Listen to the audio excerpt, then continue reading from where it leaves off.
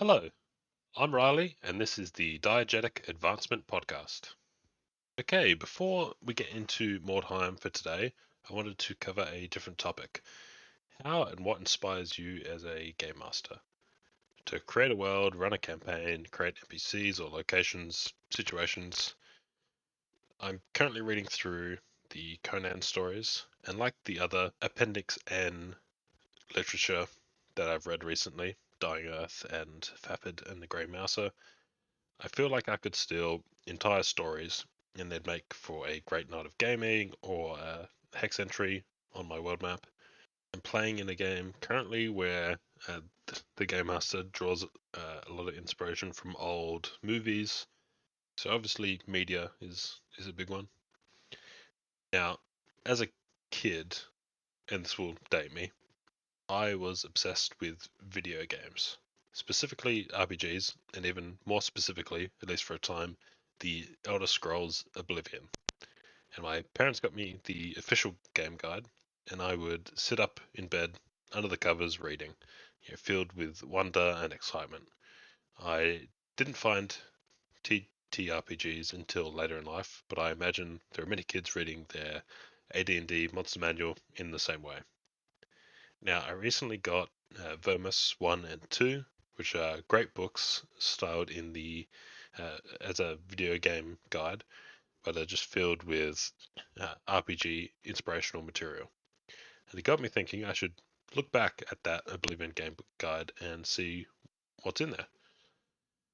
Now, at the start, there are a lot of game mechanics, which aren't going to give us much inspiration.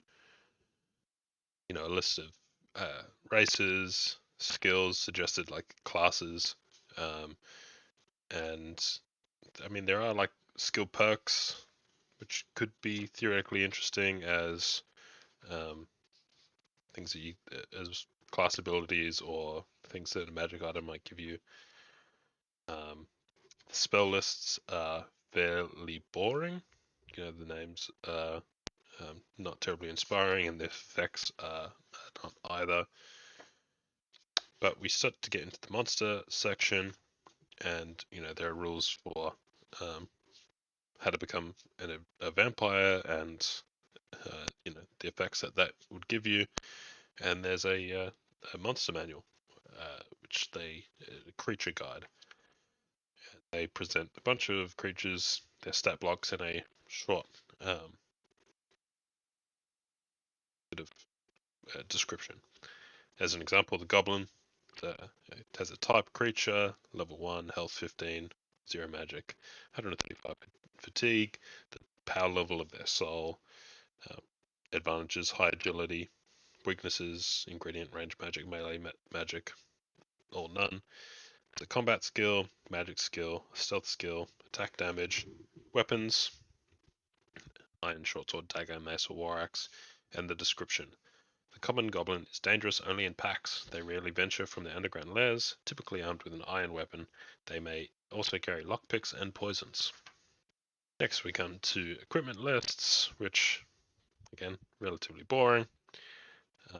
There is an alchemy section, which is kind of interesting. Potentially could be ported over, though a lot of the effects are just replicating magic spells. But it's got a fairly good ingredient list, and the way those can be combined is cool. And the same for spellmaking and enchanting. And then there's a bunch of quest walkthroughs. Obviously, walkthroughs aren't terribly interesting, but there's some pretty fun quests from memory. For example, Drunk and Disorderly. 3 Fighters Guild's members have been making trouble in Leowin. You ought to find out what's behind it. The trio can be found at the Five Claws Lodge. You walk in with their argument already in progress, a table overturned and a cask knocked from its base. Spend a minute listening to the three yell at one another. Pretty funny stuff. When you appear, someone identifies you as a Fighters Guild member and begs you to remove your comrades, and then you kind of have to deal with that. Obviously, this is like heavily scripted, but you could take that as a random encounter in a city, for example. I was always a fan of the Dark Brotherhood, and there's this great quest in it called Who Done It, and the premise is that a quote unquote rich person has invited a bunch of guests to their manor where a hidden treasure is, and you've got you're locked in there overnight, and you've got to find it.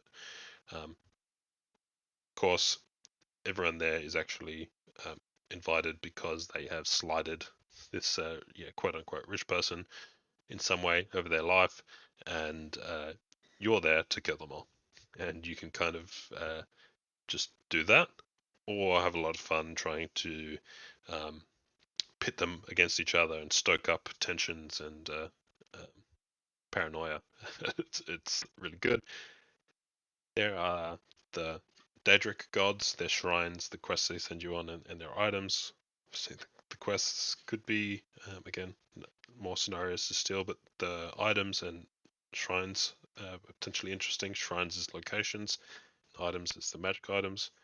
You can get the skeleton key, which is an unbreakable lockpick and gives you a boost. Where the quests really shine, though, I think, is the miscellaneous quests. These can make some pretty cool random encounters or hex locations. For example, there's this one where each night at a certain time you'll see this ghost of a man sort of watching out over the ocean, and if you follow him, he leads you to like a shipwreck where his skeleton is shackled up, and if you um, unshackle him, you'll find a map which leads to some treasure. It's another great resource, which is the overworld and city maps. The overworld maps take a little bit of work, but I guess you could throw a hex on them. But they are presented in their various regions, and they have locations on them. So looking at the Westfield here, number 1, you've got a farm. Number 2, Sandstone Cavern, critter lair with a blend of mythic enemies and real-world critters spread over 2 levels. Objective for the settlement quest, the Sunken One. So you could just read through this and kind of convert them into hex locations, and they even sort of give you a brief description for the interesting ones and potential hooks for quests that you could then go back and look. Got the Fat Rat Camp, Small Bandit Camp, Blood Crust Cavern, Vampire Lair, and objective for the Mage's Guild quest, information at a price. Before the quest goes live, you just find a few vampires, but the number doubles when you're on the quest. Okay, loot, including a boss chest. Then the cities get a similar treatment. Looking at the Imperial City, it's broken up into districts. If we go to, let's say, the Market District, where is that? Here. We get a small section of the city and a bunch of little locations. So these are all shops, right? So Stonewall Shields, proprietor Viator Akias buys and sells weapons, armor, torches, and miscellaneous items, and offers repair services. Divine Elegance, Mystic Emporium, Slash and Smash, the Best Defense. These are, some pretty cool shop names if that's what you wanted. Again, some of these link to quests and training and things like that. Okay, so that was just a quick skim. I think I could probably dig into some of these quests or locations and give an example of fleshing that out. If people are interested in that, let me know. But really, I just wanted to start a discussion on, what kind of things inspire you to create stuff. So if you got any cool tricks for books to read, movies to watch, or anything like that, call in and let me know. Okay, on to Mordheim. Last week we read the experience and scenario section, and this week we're reading the income section. Income. At the end of each battle, a warband may roll on the exploration chart. This is done as soon as a game is over so that players can witness each other's dice rolls. As you can see from the chart, a warband that is starting out has little chance of finding the more obscure places in Mordheim. However, a warband will make more discoveries as it goes along thanks to its better equipment and accumulated skills. Roll a d6 for each hero in your warband who survives without going out of action. This represents the warband's efforts to unearth Weirdstone. Do not roll for any heroes who went out of action during the battle. They are taken back to the warband's encampment to recuperate instead. So, for example, if your warband includes 4 heroes who all survived in the last battle, you can roll 4 dice. If you won your last game, you may roll 1 extra dice. Add the results of the dice together and consult the exploration chart to see how many shards of Weirdstone your warband has found. Do not roll for henchmen. This does not mean that they don't search the ruins, but instead represents the efforts of the heroes in coordinating the search parties. In addition, some henchmen like zombies or warhands, for obvious reasons, are not particularly useful when it comes to looking for Weirdstone. Rolling multiples. As well as finding shards of Weirdstone, the warband can come across unusual places or encounter inhabitants of the ruined city. If you roll 2 or more of the same number while searching, you have found an unusual building or encountered something out of the ordinary. Consult the chart and refer to the appropriate entry in the exploration results. For example, you might roll 2 3s or 3 5s, in which case you should refer to the chart. Choose the most numerous multiples if you score more than one set of multiples. So if you rolled a double 3 and a triple 5, you only look up triple 5 on the exploration chart. In the case of 2 doubles or triples, look up the highest result. For example, if you rolled double 1 and double 3, look up the double 3 result. Any money or loot you find in these locations is added straight to the warband's treasury. Any shards of Weirdstone you find can be sold as normal. Exploration procedure. Roll 1d6 for each of your heroes who survive the battle, and roll 1 extra dice if you won, plus any extra dice allowed by skills or equipment. Note, however, that you must pick a maximum of 6 dice out of all the dice you roll, even if you're allowed to roll 7 dice or more. Some things, such as skills and equipment, like the Mordheim map, may allow you to reroll dice. If your warband includes an elf ranger, you may modify 1 dice by +1 or -1.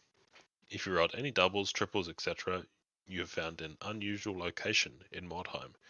Consult the exploration chart on the next page to see what you find. Refer to the appropriate entry on the following pages and follow the instructions given there.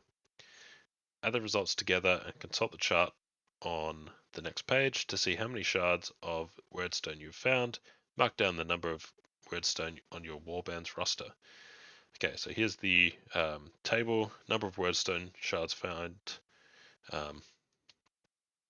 1 through 5 is 1, 6 through 11, 2, 12 through 17, 3, etc., etc., etc. And there's an example. The Sellswords, a Reiklander warband, have just won a battle. 3 of their heroes survived, and the warband discovered the entrance to the catacombs in an earlier battle. This means that the warband may roll 4 dice and re-roll 1 of them. The player rolls 5, 5, 1, and 3. He then picks one of the dice, the 1, and re-rolls it. He scores a 4. His warband also includes an elf ranger, so he can modify one of the die rolls by +1 or -1. The player decides to turn the 4 into a 5, giving him a grand total of 5, 5, 5, and 3. This means that the warband has found 4 shards of Weirdstone. 5 plus 5 plus 5 plus 3 equals 18, which according to the table above gives the warband 4 shards. And the 3 5s produce a market hole result on the exploration chart, which I'll read now. So the exploration chart, if you roll doubles, there's a set of options. Triples, set of options. 4 of a kind, 5 of a kind, and 6 of a kind all have sets of options. They are fairly generic names like well, shop, corpse, straggler, overturned cart, ruin hovels. There's a couple more interesting ones as we get into the higher level 4 or 5 and 6 of a kind, like gunsmith, catacombs, entrance to the catacombs, hidden treasure, dwarf smithy, slaughtered warband fighting arena. I assume these will be covered later. Let's read on. Okay, there's a little bit of like a lore excerpt I won't read. And then there is actually a list of all the results.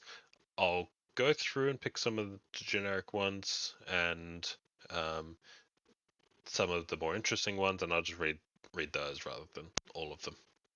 Okay, if you roll double ones, you find a well. Choose one of your heroes and roll a d6. If the result is equal to or less or lower than his toughness, he finds one shard of weirdstone at the bottom of the well. If he fails, the hero swallows tainted water and must miss the next game through sickness. There's also a little bit of lore associated with these that I won't read. Triple ones is the tavern. You could easily sell the barrels for a good price. Unfortunately, your men are also interested in the contents. The warband's leader must take a leadership test. If he passes, the warband gains 46 GC worth of wines and ales, which can be sold immediately. If he fails, the men drink most of the alcohol, despite their leader's threats and curses. You have D6 GC worth of alcohol left when the warband reaches their encampment. Undead, Witch Hunter, and Sisters of Sigmar warbands automatically pass this test, as they are not tempted by such worldly things as alcohol. Catacombs. You can use the new tunnels you found in the next battle you play. Position up to 3 fighters, not rat ogres or the possessed, anywhere on the battlefield at ground level. They are set up at the end of the player's first turn and cannot be placed within 8 inches of enemy models. This represents the warriors making their way through the tunnels, infiltrating enemy lines and emerging suddenly from below ground. And the fighting arena. You find a training manual, which you can either sell for 100 GC or let one of your heroes read. The extra knowledge a hero gleans from reading the manual entitles him to choose from combat skills whenever he gains a new skill, and his weapon score may now be increased an extra point above his normal racial maximum. Except for example, a human who has the book would now have a maximum weapon skill of 7. Some of the results can also give a magical artifact, which I'll read one of. Executioner's Hood. A warrior wearing this becomes subject to and always will be frenzied, even if he is knocked down or stunned. He also adds +1 to his strength in close combat. Such is the power of his fury. The wearer never leaves combat under any circumstance and will always attack opponents in base contact until they are taken out of action. If there are any stunned or knocked down models within the wearer's charge range at the beginning of his turn, he will charge and attack the closest one, even if they are members of his own warband. Fight the hand-to-hand combat until one of the warriors is taken out of action. Okay, I just wanted to jump in here. Some really cool results, the magic items and the finds, I guess, from your exploration. Make for a pretty cool end of game sequence. But something that I've been struggling with is a way to run dungeon or wilderness exploration as play by post using real time in sort of conjunction with an actual real time in person game. Obviously, if you're playing, each hex movement as a post, you're not going to get very far per day, and it's even worse in a dungeon. So you need some way to abstract that. This is a potentially interesting way of doing that. Kind of just rolling dice and progressing through that exploration and finding something based on doubles or triples or whatever. Something to think about. Okay, back to the reading. Selling Weirdstone. Weirdstone is tremendously valuable and is in constant demand by imperial nobles. This means that finding buyers for your warband's Weirdstone is not difficult. You do not have to sell all your Weirdstone immediately after the battle. You may want to hoard it and sell it later, as selling Weirdstone in smaller quantities will increase demand and raise the price. Unfortunately, the demands of running a warband often mean that you have to sell most of your Weirdstone as soon as you find it. The warband must spend a large portion of its income on basic necessities such as food, drink, repair of weapons, and new arrows and ammunition, as well as celebrating. A warband leader is also expected to share any profits made by selling Redstone between his men, which means that the more money the warband makes from such sales, the bigger the share for the men. The more models there are in the warband, the more it costs to maintain, and the higher the level of any profits made that must be shared between the men. The number indicated on the following chart is profit in gold crowns earned after deducting the warband's maintenance cost. The profit is added to the warband's treasury. I'll just read one of the lines here. If you were to sell 4 shards and your number of warriors in a warband was 1 to 3, you'd get 90. 4 to 6, you'd get 80. 7 to 9, 70. 10 to 12, 65. 13 to 15, 60. And 16 plus 55. So you can see that as your warband size grows, obviously you need to be bringing in more and more money. Sisters of Sigma and income. Worldly possessions mean little to the sisters, but their holy mission to purify Mordheim of the influence of chaos requires supplies and weaponry, and these are much in demand. Thus, the warbands of the sisterhood compete with each other to gain the best weapons and equipment from the temple's armory. To measure their success, the more wordstone the sisters bring to be kept under lock and key in the Vault of Vindication in the temple at Sigmar's Rock, the more aid they will receive from the temple. Thus, all gold crowns in the possession of a Sisters of Sigmar warband represent the resources that the High Matriarch will put at their disposal. It does not represent money in a literal sense, so you may like to think of it as faith, piety, dedication, etc.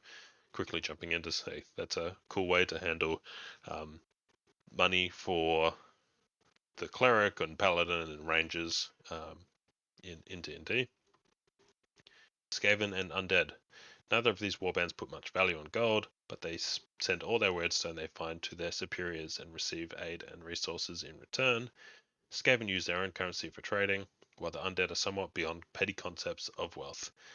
For Skaven, the gold crowns in the warband's treasury represent the warp tokens, which the Skaven use for currency, while the undead represents the favor they enjoy in the eyes of their master, Vlad von Karstein of Sylvania.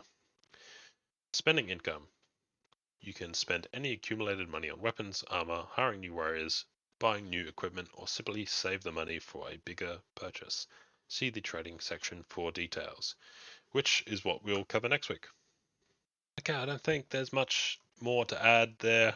As I said, the exploration procedure is pretty cool as an end game, especially in contrast to the way that I was handling collecting, a very similar resource in my war game.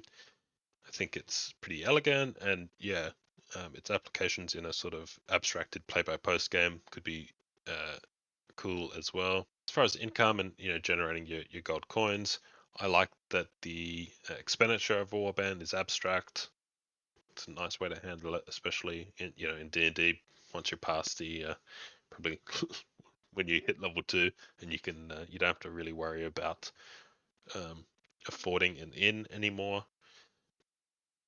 I also like the different ways to represent what different warbands or classes of adventurer are kind of using their money and how they get the rewards that a normal person would be getting if they were just spending it.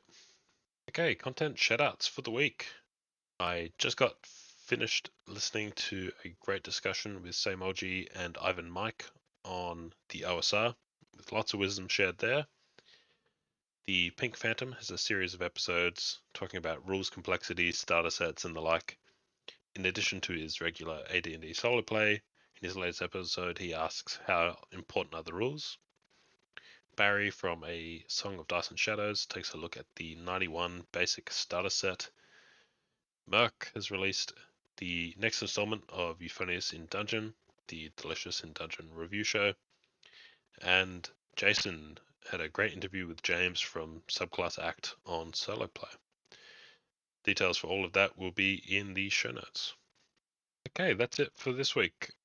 Thank you so much for listening. Details for how to contact me are in the show notes if you've got thoughts on Mordheim or what inspires you to create stuff for your game. Otherwise, I'll talk to you next week. Bye for now. I'd love to hear your feedback. You can reach me via Spotify, SpeakPipe, Discord, or email. Details, along with everything I've talked about today, are in the show notes. Thank you so much for listening. Bye for now.